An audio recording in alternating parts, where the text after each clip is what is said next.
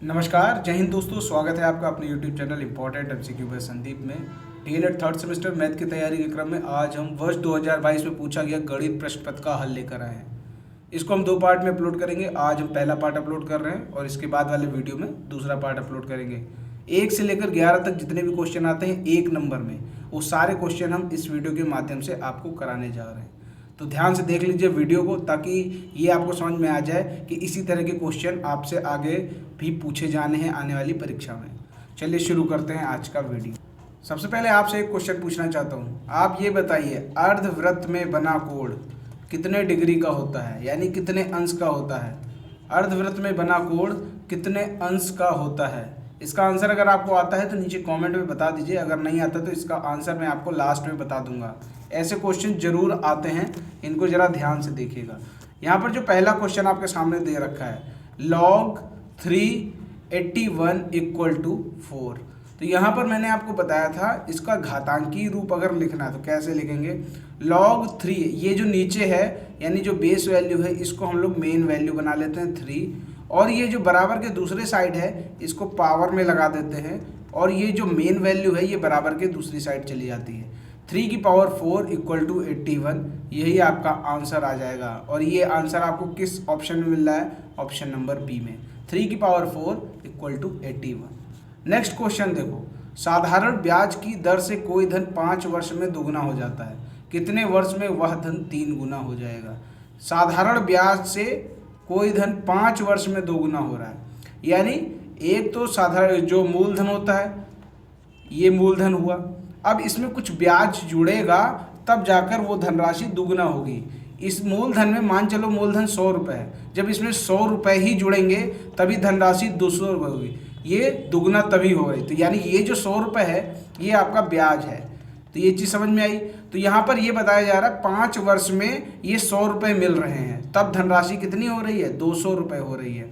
अब ये पूछ रहे कितने वर्ष में वह धन 3 गुना हो जाएगा, यानी इसमें मूलधन में हमें 200 रुपये और चाहिए, यानी 5 वर्ष में 100 रुपये हमें मिल रहे हैं, तो 200 रुपये कब मिलेंगे? वो मिलेंगे 10 वर्ष में। तो यहाँ पर इसका सही आंसर होगा 10 वर्ष। यानी कोई धन, यहाँ पर एक चीज़ ध्यान रखना कि साधारण ब्याज ही होना चाहिए। अगर यहाँ पर चक्रवृद्धि ब्याज होगा तो उसका तरीका अलग होगा, लेकिन साधारण ब्याज की अगर बात करें तो अगर दुगुना 5 वर्ष में हो रहा है तो तिगुना कितने में हो जाएगा? 10 वर्ष में। अगर कहते 4 गुना कब हो जाएगा तो 15 वर्ष में। 5 गुना कब हो जाएगा? 20 वर्ष में। हर एक गुना के लिए अगले 5 वर्ष चाहिए होंगे। क्लियर होगी बात। नेक्स्ट क्वेश्चन पर आते हैं। व्यंजक p² x² + c² x² - ac² - ap², ये कैसे होगा? इसका गुणनखंड निकालना है। चलो ध्यान से हम इसको कर लेते हैं। यहाँ पर p² x² + c² x² - ac² - ap²। देखो यहाँ पर क्या कॉमन मिल रहा है? p² x² c² x² में क्या कॉमन मिल रहा है? x² कॉमन मिल रहा है, तो ले लो कॉमन। यहाँ से अगर x² कॉमन लिया तो ये हो गया p², यहाँ से अगर x² कॉमन लिया तो ये बचेगा c²। ठीक है। अब यहाँ पर देखो, ध्यान से देखो, यहाँ पर हमें p² + c² गुणनखंड कर रहे तो हमें यही चाहिए होगा यहाँ पर। तो यहाँ पर अगर हम क्या कॉमन ले दें कि p² + c² आ जाए। अगर हम यहाँ पर माइनस का a कॉमन ले लें, -a जब यहाँ से कॉमन लेंगे तो बचेगा c², यहाँ से -a का कॉमन लेंगे तो प्लस का p² बचेगा। यहाँ पर देखो, यहाँ पर भी वही चीज़ आ रही है, यहाँ पर भी वही चीज़ आ रही है। अब दोनों में से जो कॉमन मिल रहा है उसको ले लो, p² + c², एक ब्रैकेट में, दूसरे ब्रैकेट में x² - a। ये आपका आंसर आ गया। अब यहाँ पर इसमें जो भी ये है p² + c² एक ब्रैकेट में और x² - a एक ब्रैकेट में, तो जहाँ पर ये होगा वही इसका आंसर होगा। तो ये आपका ऑप्शन नंबर ए यानी आ बिल्कुल सही आंसर हो जाएगा। नेक्स्ट क्वेश्चन पर आते हैं। Question number 4। a बराबर दे रखा है, x की वैल्यू कितनी है? x एक सम संख्या है और x जो है वो 9 से छोटा है। ये देखो यहाँ पर लिखा हुआ है 9 से छोटा है। अब x सम संख्या है और x 9 से छोटा है, तो a में क्या आना चाहिए? 2 आएगा, 4 आएगा, 6 आएगा, 8 आएगा, 10 नहीं ले सकते क्योंकि 9 से छोटा बता रहे, तो इसको यहीं क्लोज कर देते हैं। 2 4 6 8। अब इसी जगह बी आपको साफ साफ दे रखा है, ठीक है। तो बी यहाँ पर आपको दे रखी है 7 3 4 8। अब ये पूछा जा रहा है b माइनस ए क्या होगा। b माइनस ए, ध्यान से देखो, b में जितना भी है, b में कितना है 7 3 4 8, क्लियर। अब उसमें से a की वे संख्याएं घटा दो जो आपके b में है। b में देखो इसका जो है, इसमें 2 4 6 8, इनमें से कोई भी नंबर क्या b में है? बिल्कुल है, 4 और 8 है। तो इसी को हटा दो और जो भी बचेगा वही आपका आंसर होगा, 7 और 3। इसका आंसर कितना हो जाएगा? b माइनस ए कितना आएगा? 7 और 3। तो यहाँ पर जो 7 और 3 वाला ऑप्शन कौन सा है? ऑप्शन नंबर सा इसका सही उत्तर हो जाएगा। नेक्स्ट क्वेश्चन देखते हैं क्या लिखा हुआ है। क्रमशः 5 सेंटीमीटर और 3 सेंटीमीटर त्रिज्या के दो वृत्तों के केंद्र की बीच की दूरी 10 सेंटीमीटर है, तो उनमें कितनी स्पर्श रेखाएं खींची जा सकती हैं? तो देखो इसको कैसे सॉल्व करेंगे। सबसे पहले तो हम क्या कर लें, एक 5 सेंटीमीटर त्रिज्या का बना लें, एक 3 सेंटीमीटर त्रिज्या का वृत्त बना लें, और इनके सेंटर के बीच की दूरी कितनी बता रखी है? इनके बीच की दूरी बता रखी है, ये है आपकी 10 सेंटीमीटर, ठीक है। और इसका त्रिज्या कितनी? 5, इसकी त्रिज्या कितनी है? 3। अब ये पूछ रहे हैं इन दोनों से कितनी स्पर्श रेखाएं खींची जा सकती हैं। दोनों से पूछ रहे हैं तो इसका मतलब दोनों को टच करते हुए निकलनी चाहिए। तो यहाँ पर एक तो ये आपकी ऊपर से मिल जाएगी, सॉरी ये इसमें टच करते हुए जानी चाहिए, ये हम ले जाते हैं यहाँ से ले जाकर, एक तो ये हो गई। दूसरी क्या हो जाएगी? दूसरी इन दोनों को टच करते हुए निकलनी चाहिए, नीचे वालों को, ठीक। एक तो ये हो गए। अब अगर तीसरी की बात करें तो तीसरी एक ऐसे टच करते हुए निकल जाएगी, ये तीसरी निकल गई। एक चौथी यहाँ से टच करते हुए निकल सकती है। तो कुल मिलाकर कितनी स्पर्श रेखाएं हुई? 4 स्पर्श रेखाएं हमें यहाँ दिखाई दे रही। तो यहाँ पर जो ऑप्शन सही होगा वो कौन सा ऑप्शन सही हो जाएगा? ऑप्शन नंबर 7 4, ठीक है। नेक्स्ट क्वेश्चन पर आते हैं। अगला क्वेश्चन है, बैंक में किस प्रकार के खाते पर जमा धनराशि पर ब्याज नहीं मिलता है? तो वो होता है चालू खाता। हिंदी में कहें चालू खाता, अंग्रेजी में कहेंगे तो करंट अकाउंट पर बैंक ब्याज नहीं देती है। नेक्स्ट क्वेश्चन देखो, एक छात्रावास में 300 छात्रों के लिए 15 दिनों की राशन की सामग्री उपलब्ध है। यदि अवकाश के कारण 200 छात्र घर चले गए तो वह सामग्री कितने दिन चलेगी? अब ये जो क्वेश्चन है ये हम जिससे तीर लगाते हैं उस तरह करेंगे, बड़ी आसानी से सॉल्व हो जाएगा। देखो ध्यान से, एक तरफ लिख लेते हैं छात्र, एक तरफ लिख लेते हैं दिन। अगर 300 छात्र हैं तो राशन कितने दिन चल रहा है? 15 दिन। अब बता रहे हैं कि अवकाश हो गया, 200 छात्र घर चले गए, तो जब 200 छात्र घर चले गए तो बचेंगे कितने? 100 छात्र। अब 100 छात्र के लिए जो राशन है वो कितने दिन चलेगा वो हमें पता नहीं है। ये एक्स वाला तीर तो आप ऑटोमेटिक नीचे से ऊपर लगा लिया करो, ठीक है। अब यहाँ पर देखो, अब यहाँ पर नीचे तीर लगाएं कि ऊपर तीर लगाएं, इसको समझने के लिए हमें इसका कॉन्सेप्ट समझना पड़ेगा। 300 छात्र हैं तो 15 दिन चल रहा है। अब छात्र बचे हैं 100, तो ये जो राशन है ये ज़्यादा दिन चलेगा कि कम दिन चलेगा? यानी ये जो संख्या है ये देखो यहाँ पर ये घट रही है, तो यहाँ पर ये संख्या नीचे घटेगी कि बढ़ेगी? फिर से समझो, 300 छात्र हैं, 15 दिन राशन चल रहा है। अब छात्र बचे हैं 100, तो राशन ज़्यादा चलेगा कि कम चलेगा? सीधी सी बात है, जब छात्र कम हो गए तो राशन ज़्यादा चलेगा। तो यहाँ पर ये देखो, ये घट रहा है और ये बढ़ रहा है, इसका मतलब तीर अपोजिट साइड लगेंगे। जब दोनों अपोजिट साइड रिएक्ट करते हैं तो ये तीर भी अपोजिट साइड लगेंगे। अब इसको सॉल्व कर लो, x/15 इक्वल टू 300/100। अब इसको सॉल्व कर लो, 15 डिवाइड में उधर जाएगा, मल्टीप्लाई में हो जाएगा, 300 × 15/100, ठीक है। अब इसको सॉल्व कर लो, x की वैल्यू कितनी आ गई? 45। तो आंसर आपका कितने आ गया? 45 डेज। जब 100 छात्र बचेंगे तो वो जो राशन है वो 45 दिन चल जाएगा। क्लियर हो गई बात? नेक्स्ट क्वेश्चन पर आते हैं। अगला क्वेश्चन क्या कह रहा है? 7x प्लस एक्स स्क्वायर में x प्लस 3 से भाग देकर भागफल तथा शेषफल ज्ञात करो। देखो ध्यान से इसको देखना, कितनी आसानी से हो जाएगा। सबसे पहले तो जैसे हम लोग भाग देते हैं वैसे लिखो, x प्लस 3 इसको लिख दिया, और ब्रैकेट के अंदर यहाँ पर क्या लिखेंगे, जिसमें भाग देना है वो था 14 plus 7x plus x square, तो इसको एक्स स्क्वायर पहले लिखो, फिर 7x लिखो प्लस 14। ठीक है, अब इसको सॉल्व करो। अब यहाँ पर पहला पकड़ो, ये कितना है x, और यहाँ पर पहला पकड़ो एक्स स्क्वायर। अब x में कितना मल्टीप्लाई कर दे कि एक्स स्क्वायर आ जाए, x में x का ही मल्टीप्लाई कर दे तो एक्स स्क्वायर आ जाएगा, तो यहाँ पर x डालो।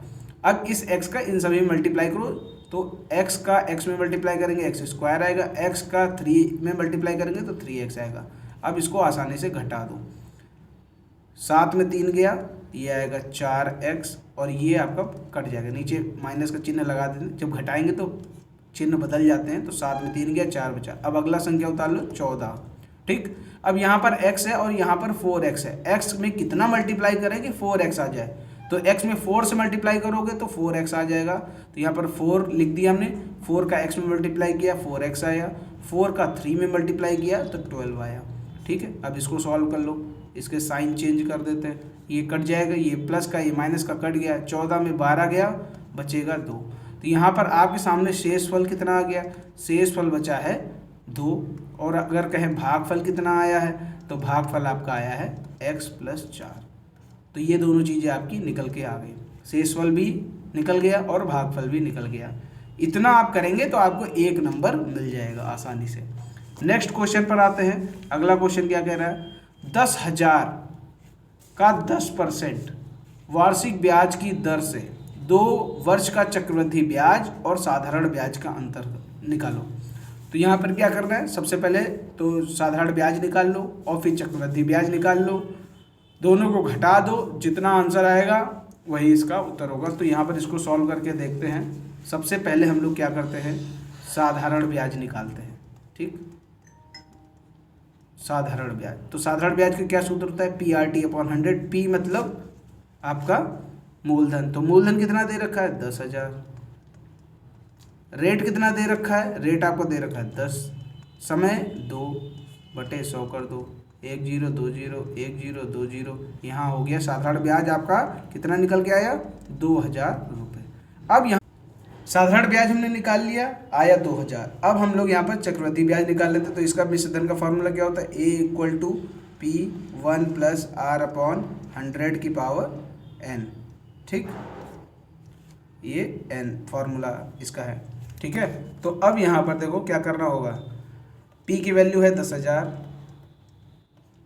R की वैल्यू है 10%/100, n है 2। ठीक, तो 10,000 ब्रैकेट में ये कट जाएगा, 10 × 10 10 दहम 100, नीचे 10 आ जाएगा। तो इसको जब सॉल्व 1 + 1/10 इसको सॉल्व करेंगे तो 10 × 10 और 10 × 11, 11/10, और पावर 2 है तो 2 बार मल्टीप्लाई कर दो। ठीक, 1 0 2 0, यहाँ भी काट लो, 1 0 2 0, ये 11 का 11 में गुणा करेंगे आएगा 121, और 100 से मल्टीप्लाई करेंगे तो आएगा 12,100। तो इसका जो चक्रवृद्धि ब्याज होगा वो कितना होगा, A-P कितना होता है, A है आपका 12,100, P आपका था 10,000, इसका कितना निकल के आया 2,100 रुपये। ठीक, चक्रवृद्धि ब्याज कितना निकल के आ गया 2,100 रुपये, और आपका साधारण ब्याज कितना निकल के आया था 2,000 रुपये। तो अब दोनों का अंतर कितना होगा, चक्रवृद्धि ब्याज माइनस साधारण ब्याज। चक्रवृद्धि ब्याज है 2,100 और साधारण ब्याज है 2,000, तो जो इसका उत्तर आएगा वो आपका आ जाएगा 100 रुपये। 2,100 में आप 2,000 घटाएंगे जब, तो आपका 100 रुपये आंसर आएगा। ठीक है, तो यही इसका आंसर हो जाएगा। नेक्स्ट क्वेश्चन है इस प्रश्न पत्र का 10वां, x² -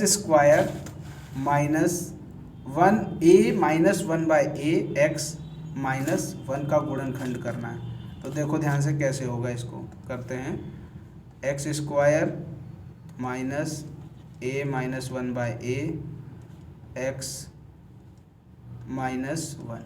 ठीक है, अब यहाँ पर देखो, इसको पहले तो खोल लो तो और ज़्यादा क्लियर हो जाएगा। x² माइनस a का x में मल्टीप्लाई करेंगे तो ax, अब ये माइनस, ये भी माइनस, माइनस माइनस प्लस हो जाएगा, तो तो 1/a में x का मल्टीप्लाई करेंगे तो x अपॉन a हो जाएगा -1। ठीक है, अब यहाँ पर इन दोनों में देखो कुछ कॉमन मिल रहा है, x कॉमन मिल रहा है, तो x कॉमन ले लो। x स्क्वायर में जब x कॉमन ले लेंगे बचेगा x, -ax में x कॉमन ले लेंगे बचेगा माइनस का a। अब चूंकि गुणनखंड कर रहे हैं तो इसको एज इट इज उठाकर इधर रख दो, x माइनस a। अब यहाँ पर देखो, यहाँ पर आपके पास क्या है, प्लस का x अपॉन a।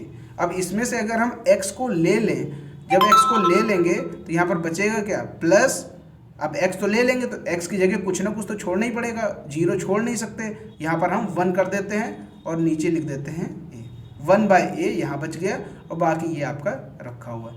अब जो ब्रैकेट में कॉमन लिया उसको एक तरफ लिख लो और जो ब्रैकेट के बाहर है x प्लस 1/a एक बार, तो ये आपके गुणनखंड निकल के आ गए। देखो क्वेश्चन को देख के घबराना नहीं, अब इतना एक तरीके से कह दे देखने में लग रहा है बहुत हैवी है, लेकिन बहुत ही आसान क्वेश्चन है। आपने इसको एक बार सॉल्व कर लिया तो आपको पूरा आंसर आ जाएगा। उम्मीद करता हूँ ये चीज़ आपको अच्छे से समझ में आई होगी। अब यहाँ पर देखो जो लास्ट क्वेश्चन है इस प्रश्न पत्र का, आज के वीडियो का, ये चित्र आपको दे रखा है और पूछ रहे हैं कि एंगल RPB इसका मान ज्ञात करना है आपको। फिगर को बड़ा देखिए, अब ज़्यादा समझ में आएगा। यहाँ पर इस एंगल की बात कर रहे हैं, ये एंगल आपको बताना है RPB। ध्यान से देखो, जो ये एंगल होगा और ये एंगल होगा, ये दोनों एकांतर एंगल है, यानी ये दोनों कैसे होंगे, बराबर होंगे। ठीक है, ये दोनों बराबर होंगे। तो अब ये दोनों बराबर होंगे तो ये तो हमें पता नहीं, यही पूछ रहा है, और ये भी अभी नहीं पता है, दे नहीं रखा है प्रश्न में, अब इसको निकालना पड़ेगा। अब जैसे हमने पिछले वीडियो में आपसे पूछा था कि त्रिभुज के अंतःकोणों का योग कितना होता है, तो आप लोगों ने आंसर कमेंट में बताया था 180। तो यहाँ पर इस 180 की मदद से हम इस कोण को निकाल सकते हैं। आप यहाँ पर अगर देखो, इसको हम नाम देते हैं PQR, इसको नाम PQR। ठीक है, तो यहाँ पर जो एंगल Q है वो कैसे निकलेगा, अगर हम angle P, angle Q plus angle R इन तीनों को जोड़कर 180 कर दें तो एंगल P कितना दे रखा है 80, Q निकालना है, R दे रखा है 30। तो इस तरह हम एंगल Q को निकाल सकते हैं। 80, 30, 110 और 180 में बराबर के उस तरफ ले जाओ, 110 को घटा दो, ये आपका कितना आ गया 70 आया। एंगल Q कितना निकल के आ गया 70। तो जब ये 70 है तो ये भी 70 आपका हो जाएगा। तो एंगल P जो है RPB कितना निकल के आ गया 70 निकल के आ गया। तो ये चीज़ आपको पता होनी चाहिए कि ये एकांतर कोण बराबर होते हैं। इसी तरह ये जो R है 30, ये जो होगा ये इसके बराबर होगा, ये दोनों एकांतर कोण बनेंगे जाकर। तो ये जो अगर ये पूछ देता तो ये आपका 30 का हो जाता। क्लियर बात। अब यहाँ पर अगर इन तीनों को जोड़ दो, देखो 180 आ भी रहा है, ये आपका 30 हो गया, ये आपका 80 हो गया, 80 और 30 110, और ये वाला आपका 70 हो गया, 180 हो गया। आपको मालूम होगा कि जब भी कोई सीधी रेखा होती है, अब उसके चाहे जितने कोण उससे निकाल दो, इन सभी का योगफल कितना होगा 180 होगा। इसी को हम लोग क्या कहते हैं, ऋजु कोण कहते हैं। ये आपको मालूम होना चाहिए। ठीक है, तो इस तरह आपने देखा कि इस प्रश्न पत्र के शुरुआती 11 क्वेश्चन हमने कराए जो 1 नंबर में पूछे जाते हैं। अब बाकी के क्वेश्चन हम अगले वीडियो में कराएंगे जो 2-2 नंबर के पूछे जाते हैं। वीडियो पसंद आया हो तो वीडियो को लाइक करें, शेयर करें। चैनल को अभी तक सब्सक्राइब नहीं किया तो चैनल को ज़रूर सब्सक्राइब कर लो, क्योंकि 90% लोग वीडियो तो देखते हैं लेकिन चैनल को सब्सक्राइब नहीं करते। चैनल को सब्सक्राइब जरूर करो। अब वो जो शुरू में आपसे एक क्वेश्चन हमने पूछा था उसका भी आंसर हम आपको दे देते हैं। तो वो क्वेश्चन क्या था, वो क्वेश्चन था अर्धवृत्त में बना कोण कितने अंश का होता है। तो अर्धवृत्त में बना कोण 90 डिग्री का होता है, 90 अंश का होता है। ये आपको मालूम होना चाहिए। 1 नंबर में कभी कभी सीधा क्वेश्चन पूछ लिया जाता है। ओके दोस्तों, मिलते हैं अगले वीडियो में। तब तक के लिए जय हिंद, जय भारत।